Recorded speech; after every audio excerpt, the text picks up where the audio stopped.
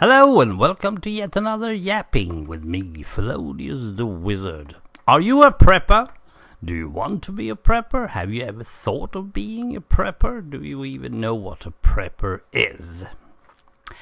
You might not think it, but I am sort of half a prepper.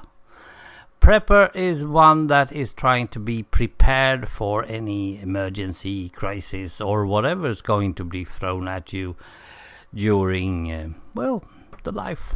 You never know what's going to happen. Just look at the fires in California and all the things that brings on.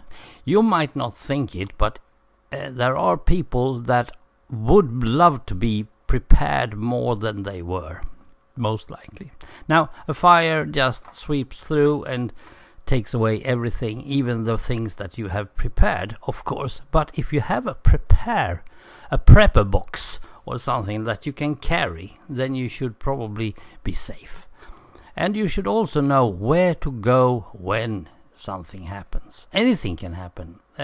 We have something called, hold it, Myndigheten för samhällsskydd och beredskap in Sweden. That should translate to the Agency for Civil Protection and Emergency Planning. They try to teach us, yes, we have a department just for that. They try to teach us what we are going to do. I mean, a crisis can make the society not working anymore. And you can't just go around say that, well, I've played Fallout and I know that the state will fix everything for me. No, they will not build vaults. They will not build vaults. You can just forget about that. If there are any vaults, they are not for you. You are cannon fodder. But the main problem we think of, or the one that I'm thinking of, is electricity. It's so easy to just blow out the electricity in our society. Everything is run by that power. And if you just make a switch or a fuse goes or whatever, it's gone. It's so gone and you can't do anything. The heat gone. You can't make any food. You can't even store food. Food is just disappearing from the stores and there's no water in your tap or in your toilet. That's a big one. You can't fuel up your cars. Your cash cards doesn't work. Your ATM cards doesn't work. The cell phone and the internet, it's down. And many other problems. And if you're living in the right part of the country, you're safe probably. But in my case, I am put up in a society, a little village, where I don't have all the things that I would probably need in case of an emergency. Now, emergency and crisis, they are not really the same word, so I rather use crisis. So, the MSB, as we call them, the agency, they are going in with 4 very simple tips, and let's see if I can get close to each one of them. Water. Water is the most important thing. You are going to need at least, I think 4 liters is a gallon, right? I need to recheck that one. But you need 3 to 5 liters per person per day, which is rather a lot. So a gallon a day of water. You need it for washing up, you need it to drink, you need it to, safe. And don't bother thinking about that you should have your dishwasher or washing machine going. That has nothing to do with it. This is just making sure that you are alive. And if you have dogs and cats and stuff, they also need water. Cats are smart. They know where to get water. Don't worry about them. So that's the first thing. Now, what should I do with that? Well, that is actually the one that I haven't prepared for. If we get a problem with water in our society, the community itself, the commune, should be able to just go and put up big tank wagons outside of my house, more or less. It's down in the corner, down on the big parking place. big. Well, Ron knows how big it is. And they put it down there, and everyone is going to get down there and get fresh water. If, of course, the big commune is actually working. Because if that one's out as well, I hope really they have enough water for every person in the community. I don't think so. But I don't have even a gallon can. A plastic can for a gallon of water. I don't have that.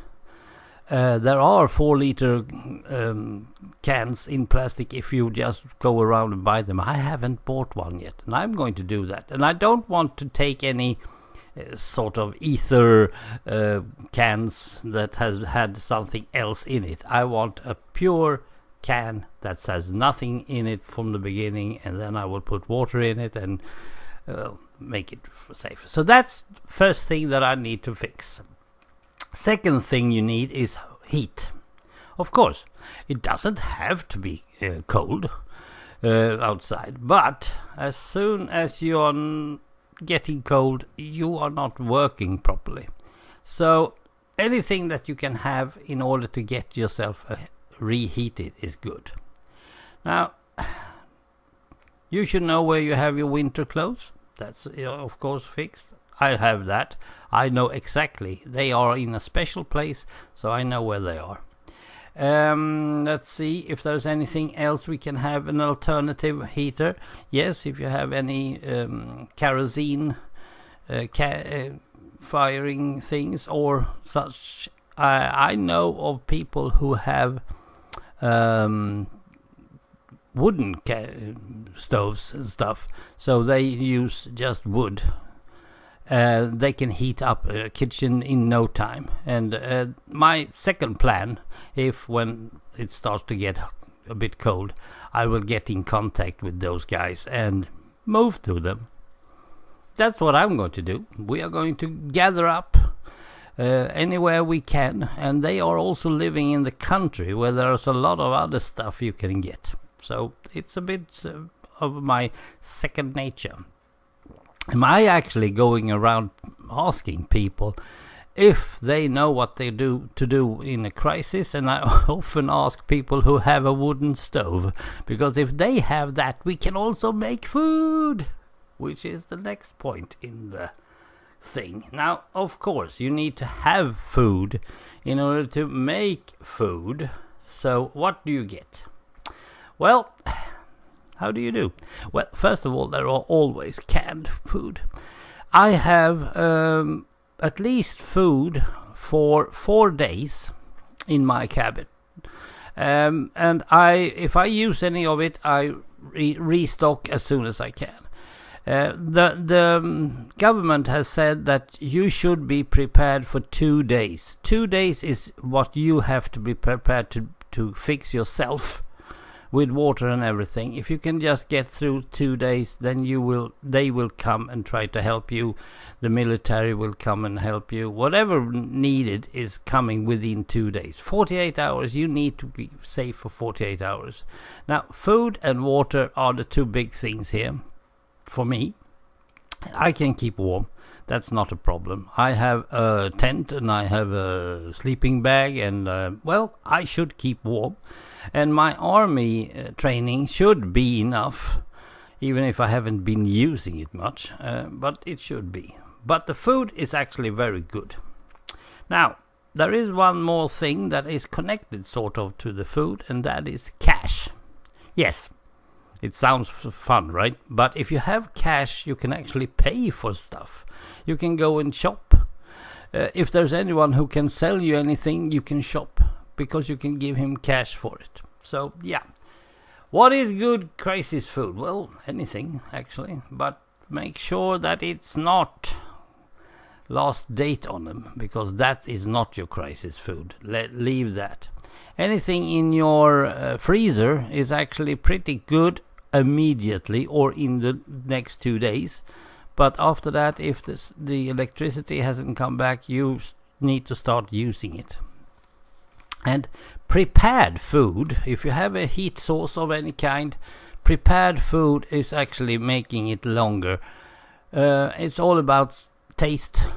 smell, just taste it and smell it, and if it still tastes and smells good, you can eat it. Don't eat too much though. So that's the third thing. The last thing they say is communication. You need to know what is going on. Now, here we have a bit of a problem, because I'm talking to you and you might actually live in a place where there's no public service. We have public service. And the reason we have public service is that because we need a solid, dependable source of information. The government, the army, everybody is going to give you solid facts through the public service systems. If we go through some other TV channel or anything, that's not possible. And besides that, the public service is actually driven by generators and stuff, and they can send through the radio normally on our P4 channel. So we have 4 channels, and the P4 is for our local net, so you can get anything. So in order to get that one to work, you need batteries to an old battery radio, an old one. You can also have a solar cells. You can also use that. Anything. And if your car is okay and you have fuel in it, you can also listen in on car radios. Now, there is a problem with this, because they cannot send all the time and you can't listen all the time. But if you are in a problem, in any spot of bother, you can always try to reach your nearest fire station, and you can call 112. In our case, I don't remember what you have. Is it 99? Well, never mind. I'm not going to go around 911, 911. Yeah, we have 112, which is more or less for the whole Europe. So you can get the acute things if you want an ambulance or anything like that. Okay, so let's get back to me. How did I do? Well, I can't do water. Sorry. I can do heat. That's not a big problem, and I do have a reserve planned. If I just think ahead, and if something goes wrong, I know where to go. That's good. Food, I have prepared food. Communication, my radio's broken. No, I don't have any radio, but I do have a car stereo, and I do know how to get that one to work. And I normally always try to have full tank in my car. I always fuel it up at least every other week. So every fortnight I am fueling it up. I have never below half a tank, because I might need that. You never know. So yeah, I'm prepared a bit about that. Water? No. That's the only one. So, is it easy to be a prepper? Well, you don't have to dig a whole bunker. You just make sure that you know what to do if something crisis is coming your way. If there's a forest fire near you, if there's a flood, whatever you need to know what to get. You need to get your flashlights easy, you need to have your lighters ready, anything that you can use in order to survive. But will that happen? Well, as I said, just look at the forest fires in California, and when half Australia just burnt up, So yeah, the crisis may come, and you may not sit there and you can't get to Facebook or whatever it is you're going to do. So be prepared just a little bit. You don't need to be so much prepared. Just ask other people how much they are, and see if you can just be together if anything goes wrong. I know at least 4 people that I will probably bunch up with in case of an emergency, and I know if there's any other that needs help, we are going to get them as well. Well, being a prepper, that's all it's all about. Thank you for listening. Bye for today.